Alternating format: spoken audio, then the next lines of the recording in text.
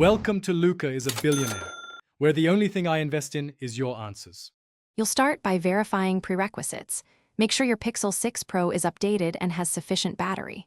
Once done, remove anything that blocks the front camera and sit in good light. Now open Settings, go to Security or Biometrics, and tap Face Unlock to begin. You'll see on-screen prompts. Follow them immediately. This step registers your face data, so hold the phone at eye level and move your head slowly when prompted. Make sure to read the privacy notice before continuing. You will now perform the actual face scans.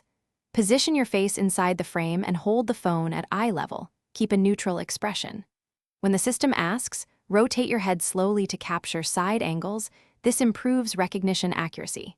If you wear glasses or frequently use hats, perform additional scans if prompted so the model learns those looks. Once the phone confirms a complete capture, the system may offer a refinement step. Allow it to improve recognition for different lighting and angles. Finish by enabling face unlock where allowed, screen lock, autofill, or app authentication. You should immediately test unlock in various conditions, bright sunlight and dim rooms, to ensure consistency. If recognition fails, make small adjustments. Improve lighting, wipe the front camera, or re-enroll with different angles.